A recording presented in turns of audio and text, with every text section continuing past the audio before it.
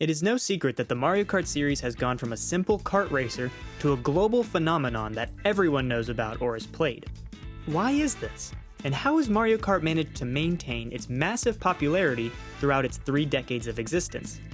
Today, we will explore Nintendo's long-term strategy in maintaining series popularity, evolving gameplay. Mario Kart's success story began on November 21st, 1990, when the popular racing game F-Zero hit the shelves in Japan. This fast-paced racer was very popular and was also a huge hit around the globe. There was one issue, however, that being, it was only a single-player game. This gave Super Mario creator Shigeru Miyamoto and his team of developers an idea that would change the gaming world forever. Miyamoto began development on a new kart racer, one that would improve on the biggest flaw of F-Zero. This was Super Mario Kart. Let's go racing! It's Super Mario Kart Funny Car Madness! Only on Super NES! Super Mario Kart took what made F-Zero so popular and expanded it into a Mario-themed multiplayer experience. Miyamoto and Super Mario Kart directors Tadashi Sugiyama and Hideki Kono used the same technique as its predecessor in using Mode 7 graphics, which is a way for the Super Nintendo to make a 2D environment appear in 3D. But they also did some experimenting to make the game 2-player compatible. Along with this, to ensure players would continue to come back, the development team implemented a new feature that would be a key contributor to the success of the series' future. Gameplay variety became a necessity throughout development. They achieved this by giving the player an 8-character roster that would race differently with various speeds, acceleration, and handling. With this, Super Mario Kart included 4 cups containing 5 tracks each, totaling 20 races. This is 5 more than F-Zero had included.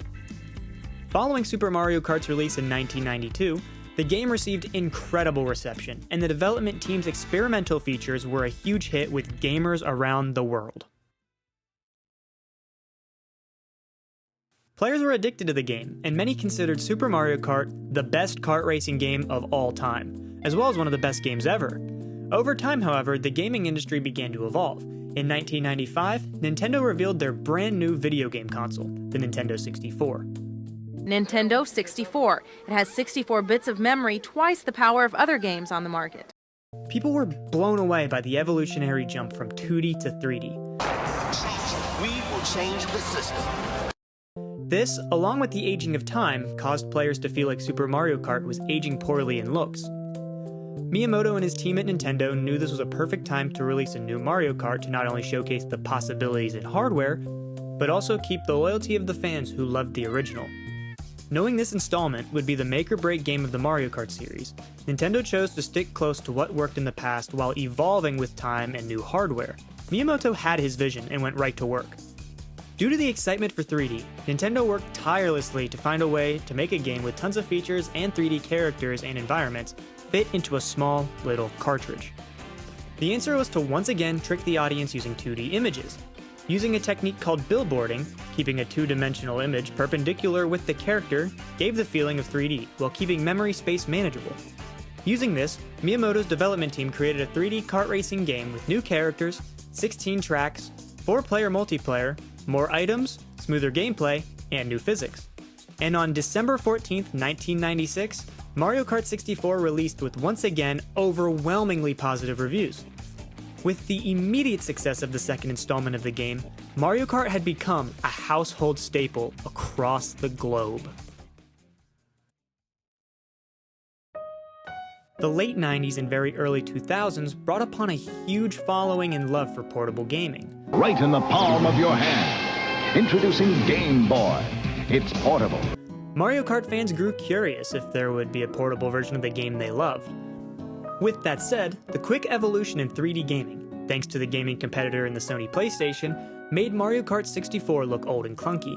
Hey, plumber boy, mustache man, your worst nightmare has arrived. Fans wanted something new and exciting.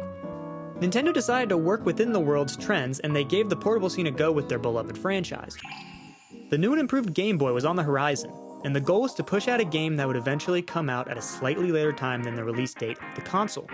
To make their fans happy, Nintendo kept the parts of Super Mario Kart and Mario Kart 64 and combined them to make an impressive portable kart racer, eventually named Mario Kart Super Circuit. This game would feature the same Mode 7 graphics, due to the limited hardware in the Game Boy Advance, but would make up for the lack of innovation by giving fans an abundance of content. Super Circuit would include an 8-character roster with 3 different weight classes, new single-player modes, 4-player Game Link multiplayer, and a total of 40 tracks to race on. Yes, the first portable Mario Kart game improved the previous total track record by 20 tracks. A couple months after the release of the Game Boy Advance, Mario Kart Super Circuit first hit the shelves on July 21st, 2001. The reception was, like always, excellent. The portability and single-player modes received the most praise, while the multiplayer was seen as something to improve on. This will come into play a little later. While Super Circuit was doing very well, Shigeru Miyamoto's main team was gearing up towards their next project for the brand new Nintendo home console, the GameCube. Gaming hardware was evolving at an extremely fast pace, and while the Mario Kart fandom loved the portability of Super Circuit, they were aching to get their hands on a new, bigger, main series Mario Kart game. The GameCube was a huge jump compared to the Nintendo 64, and Nintendo knew they had their hands full. Miyamoto had some ideas and pitched them to the team. He really wanted to incorporate some creative features in order for this new game to stand out amongst the crowd of the predecessors and other kart racers. While the development team struggled to come up with new features that would draw in new players that didn't play the previous games, they did manage to finalize on the idea of tag team racing. This hadn't been done before, and people were immediately excited about the new gameplay style and improved, legitimate 3D graphics. However, the remaining development was spent keeping the game simple. Mario Kart Double Dash released on November 7th, 2003, and upon release, fans loved the concept of the new and improved tag team idea, the smooth gameplay, and the brand new and beautiful 3D graphics. The rest of the game, while it played extremely well, was so simple that it left a mixed impression with the fanbase. People thought the total amount of content was lackluster. While Double Dash did deliver a fun and beautiful experience, due to the mixed feedback they received, it was time to rethink the direction of the Mario Kart series. Moving forward, Nintendo had to make some changes in order to keep both the new fans they got with Double Dash and the original following they've maintained since the early 90s. This new installment of the Mario Kart series would be led by a new face, previously a director under Miyamoto, Hideki Kono. He was tasked with developing a Mario Kart game that would boost Nintendo's brand new handheld to the moon. This console was the Nintendo DS.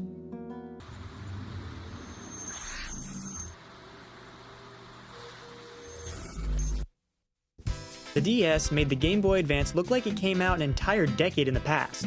Kono had a plan. He would not only evolve the previous handheld experience, but he would make it compete with the previous home console release. While the hardware on the DS wasn't as strong as the GameCube, Kono knew he could do the impossible. Mario Kart DS was developed to focus on everyone being able to have fun. Online play was booming, and the Halo series was extremely popular at the time. However, Kono felt that the Xbox and Halo were made for a more hardcore audience. He wanted to make an online experience for everyone. Mario Kart DS would not only have a larger variety of game modes and things to do, it would not just follow trends, but it would also be developed with the fans in mind. After all, without the fans, no game series would be successful. Mario Kart DS would include full 3D models, a roster of 12 playable characters each having 3 different karts to choose from, 32 tracks including popular tracks from previous games, a brand new missions mode, and an excellent multiplayer experience, whether that be through DS Download Play or Nintendo Wi-Fi connection. Following the release on November 14, 2005, fans were blown away at the scale of the game in such a small console. The fans praised everything from the basics like gameplay to the newer features like online play and missions mode. Hideki Kono and his team managed to take the series, which is beginning to lose its faithful following, and turn things around with fans excited for what the future of Mario Kart would have to bring. Mario Kart DS was a smashing success, and Nintendo wasted no time in starting the next home console game for the new Nintendo console, the Wii. We would like to play. Hideki Kono was once again in charge of the game's development, and his team began brainstorming. Kono's team looked back on what didn't work in Double Dash, and he looked to refine those issues with this new game. The biggest issue with the previous home console release was the simplicity and safe nature of the gameplay. Kono decided to finally push for an idea he had since the development of Double Dash: motorcycles. The development team leaned into the gimmick of the Wii's motion controls. While it wasn't the only option for controls, it gave casuals a fun way to play the game, while veterans of the series could choose whether to play with motion control or without it. The game would feature a bigger roster of characters and 32 unique tracks, similar game modes that debuted in the past, and a refined online system using Nintendo Wi-Fi connection. Following the release in April 10, 2008, Mario Kart Wii was met with pretty good but not great reviews. The game sold great, and people really liked the refreshing nature of the bikes as well as the smooth gameplay. However, reviewers bashed the game for looking and sounding the same as previous titles, along with some issues within the character AIs. After a couple of years in early 2010, Nintendo and Hideki Kono geared up to begin development on another installment of Mario Kart. The Nintendo 3DS was scheduled to come out in early 2011, and following a debacle based on a thinned-out development team and a rushed collaboration with Rare Studios, development for Mario Kart 7 was in full swing. The team wanted to close out the controversy revolving around the simple formula and safe nature of the previous titles. Kono listed out some features scrapped from Mario Kart Wii and some new features that would be included within the game with the hopes that players wouldn't feel like this is another rinse-and-repeat Mario Kart game. Kono's big strategy was to incorporate a kart customization system that would offer a large variety of options players can experiment with in terms of race performance. Along with this, hang gliders and fully submersible karts were added to incorporate unique sections within the tracks. The game would also include a character roster of 16 characters, an improvement to the DS roster, 32 different tracks, similar game modes, and a more social online experience. Mario Kart 7 released in late 2011 and was met with positive reviews. For the most part, players loved the new innovative features that changed the way racing felt. However, it appeared some still felt like the game followed the same Mario Kart formula as before. Nintendo was at the point of acceptance with this critique as they felt the game's success was due to the exact same formula, and it would continue to stay like that for the future. Following Mario Kart 7, Nintendo looked forward to continuing to refine the overall system of the Mario Kart formula for their next big home console release on the Wii U. This time, Nintendo expanded the development team and incorporated more producers and directors while still having Hideki Kono on top. This new Mario Kart game would be called Mario Kart 8, and it would refine everything, although with limited additions. The only big addition was anti-gravity sections, which allowed for more fun track ideas.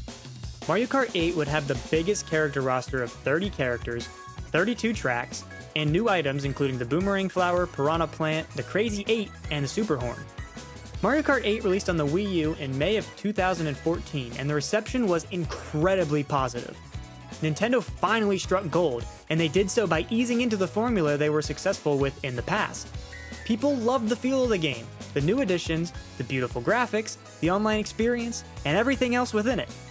The battle mode was the only somewhat negative aspect of the game, and we will come back to this. While Mario Kart 8 was an insane success, the console it was on was not, and Nintendo quickly pivoted to a new system in the Nintendo Switch. Most Nintendo games that were on the Wii U were ported over to the Switch, and that includes Mario Kart 8. They eventually named it Mario Kart 8 Deluxe, and it included new characters and a completely revamped battle mode. The reception continued to be overwhelmingly positive, and those who didn't like the original battle mode seemed to enjoy the newly revamped version of it. Along with this, Nintendo eventually released the Nintendo Online Mario Kart Booster Course Pass. This would include even more characters and tracks.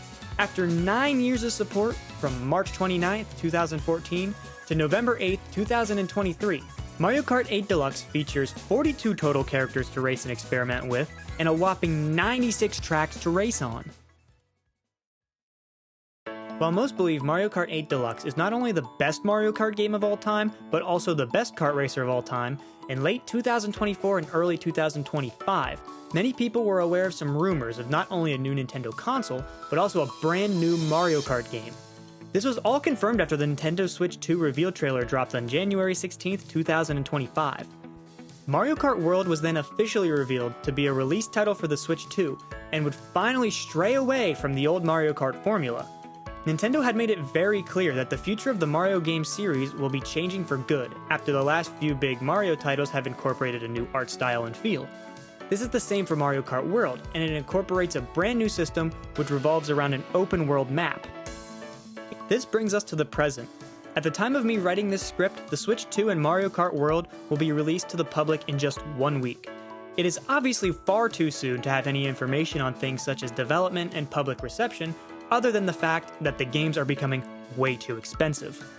Looking back throughout the last 33 years, we can see that Nintendo kept their kart racing series going for so long due to the following list of strategies reused and innovated throughout time. Due to these 7 things, Mario Kart has lasted the test of time and has continued to make fans love racing memorable courses with their favorite Nintendo characters. Although Nintendo and Mario Kart World are receiving negative feedback based on game prices, I have no doubt the creative team behind the game will continue to deliver us a memorable and fun kart racer that will be played and talked about for years to come. Let me know your thoughts on Mario Kart World in the comments section of this video, and if you enjoyed watching, please do consider subscribing for more content.